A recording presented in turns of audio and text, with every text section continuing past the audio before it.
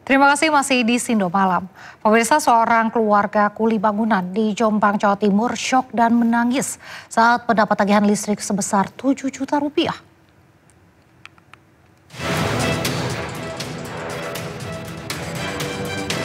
Ibarat pepatah sudah jatuh tertimpa tangga.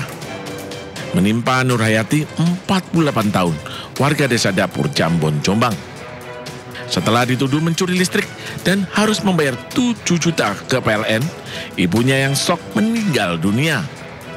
Awalnya bulan Agustus lalu, rumah Nur Hayati didatangi 3 pria yang mengaku berasal dari PLN Jombang.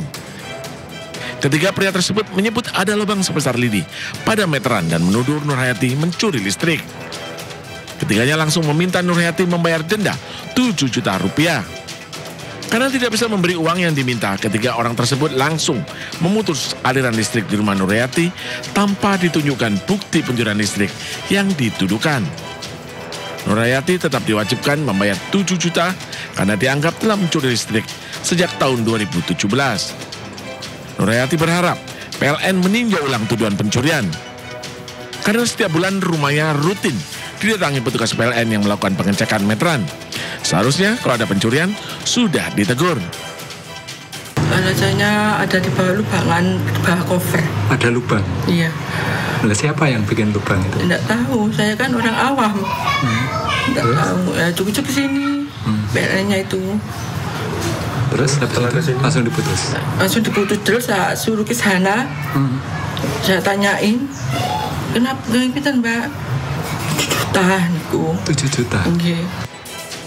Hingga kini belum ada konfirmasi resmi dari PLN Jombang. Dari Jombang, Jawa Timur, Mukhtar Bagus, iNews melaporkan. Kita beralih ke informasi lainnya. Viral video diduga rombongan Menko Infrastruktur dan Pembangunan Kewilayahan Agus Harimurti Yudhoyono menyalip mobil Sri Sultan Hamengkubuwono X. Namun pihak AHY menegaskan tudingan tersebut tidak benar.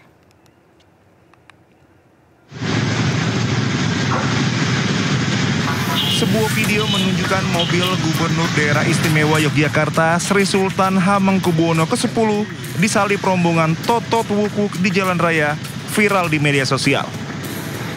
Dalam video ini rombongan dengan pengawalan polisi menyalip kendaraan Sri Sultan Hamengkubuwono X yang berhenti saat lampu merah. Mobil polisi bersirine mengawal sejumlah kendaraan untuk bersama-sama menyalip mobil Sri Sultan Hamengkubuwono X dan pengendara lain yang berhenti. Kejadian ini pun menjadi perbincangan warganet di media sosial. Sejumlah akun media sosial membuat unggahan dengan menuduh rombongan Menko Infrastruktur dan Pembangunan Kewilayahan Agus Harimurti Yudhoyono melanggar lampu merah dan melawan arah. Namun Herzaki Mahendra Putra, staf khusus Menko Infrastruktur dan Pembangunan Kewilayahan buka suara soal tudingan rombongan kementeriannya menyalip mobil Sri Sultan Hamengkubuwono X. Herzaki menegaskan tudingan tersebut tidak benar. Ia menyayangkan unggahan di media sosial yang memberikan framing seolah rombongan yang melintas di depan Sri Sultan merupakan rombongan Kemenko Infrastruktur dan Pembangunan Kewilayahan. Herzaki meminta netizen mencari tahu plat rombongan yang menyalip mobil Sri Sultan sebelum menyuarakan tudingan yang tidak berdasar.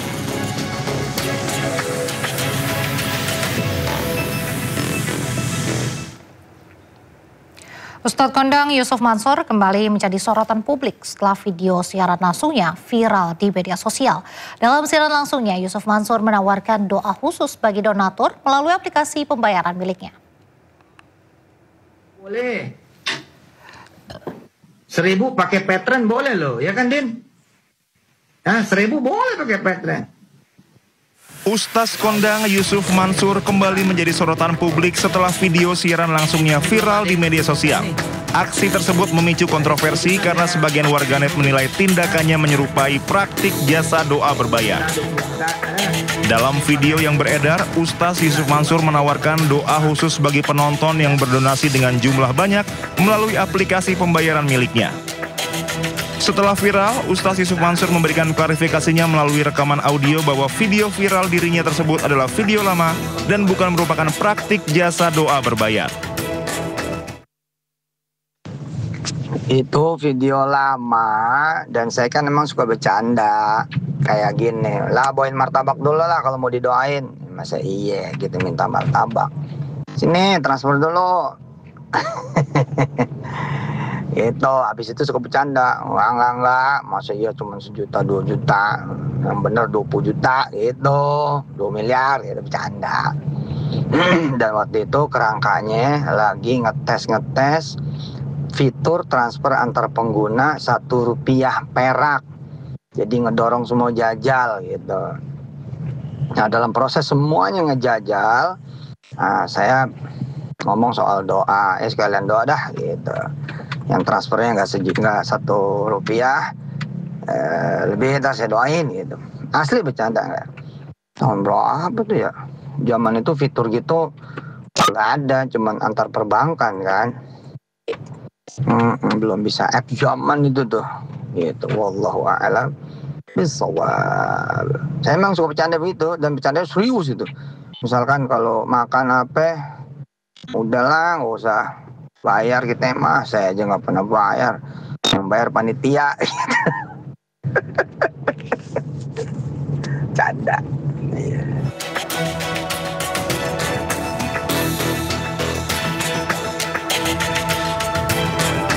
Tim Liputan iNews melaporkan.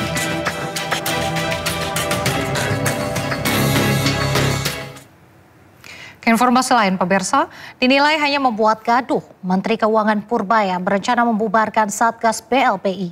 Selain kegaduhan, Purbaya juga menilai Satgas BLBI tak membuahkan hasil banyak.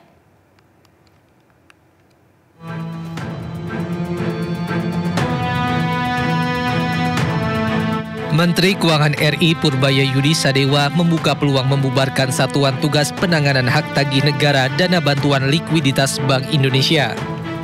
Hal tersebut diungkapkan setelah Purbaya menyoroti kinerja dari Satgas BLBI.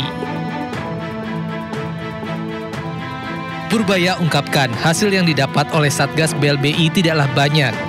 Daripada membuat gaduh, mungkin Satgas BLBI akan dibubarkan. Meski demikian, sebagai bendahara negara, Purbaya masih harus melakukan asesmen lebih lanjut. Langkah tersebut ditempuh sebelum benar-benar mengakhiri masa kerja Satgas BLBI.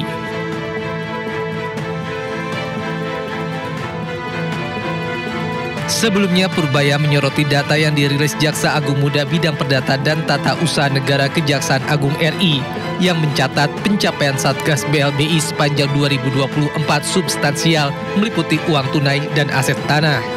Tim Liputan iNews melaporkan.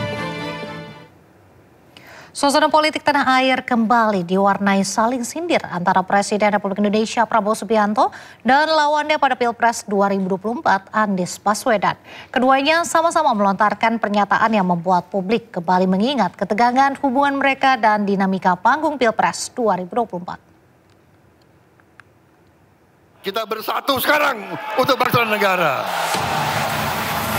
Presiden RI Prabowo Subianto dan lawan politiknya pada Pilpres 2024 Anies Baswedan saling sindir. Hal ini berawal dari pernyataan Prabowo yang menyinggung kembali penilaian rendah yang pernah diberikan Anies kepadanya saat debat Pilpres 2024. Kalau ya dikasih nilai 11 itu gue nggak apa-apa itu. Bener loh. Kala itu Anies memberi nilai 11 dari 100 terhadap kinerja Prabowo sebagai Menteri Pertahanan. Bukan mengungkit dengan nada marah, Prabowo justru memilih berkelakar dan menjadikan isu tersebut sebagai candaan saat penutupan Musyawarah Nasional Partai Keadilan Sejahtera 29 September lalu. Aku tuh terus terang aja loh, saya tuh nggak dendam sama Anies, enggak. Kalau ya dikasih nilai 11 itu gue nggak apa-apa itu. Bener loh. Sebetulnya dia yang bantu aku menang sebenarnya. Karena emak-emak kasihan gitu loh.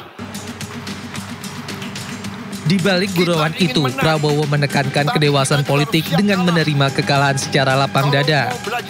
Prabowo pun menyinggung perjalanan panjangnya dalam 5 kali kontestasi pemilihan umum. Kalau mau belajar kalah, belajar dari Prabowo Subianto.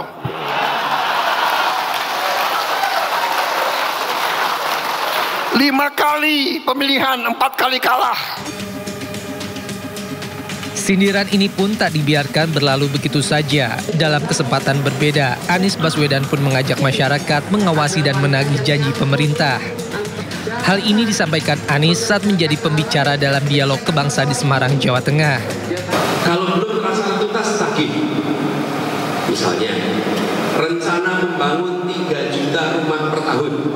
Tidak usah dikritik, ditagih saja. Mana rumahnya? Sudah 1 tahun nih sekarang. Dibangunnya di mana? Lokasinya kapan? Lokasinya mana? Bagaimana cara rakyat bisa mendapatkan 3 juta rumah per tahun itu?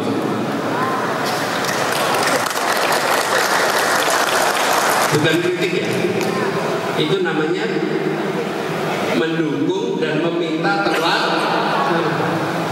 rencana memberikan MBG untuk seluruh siswa di Indonesia. Coba di Semarang sudah berapa sekolah yang dapat dan belum, banyak berapa sekolah yang belum dapat. Anies menegaskan bahwa pendekatan ini justru dapat memperkuat kontrol sosial masyarakat tanpa memperdalam jurang perpecahan politik. Tim Liputan iNews melaporkan.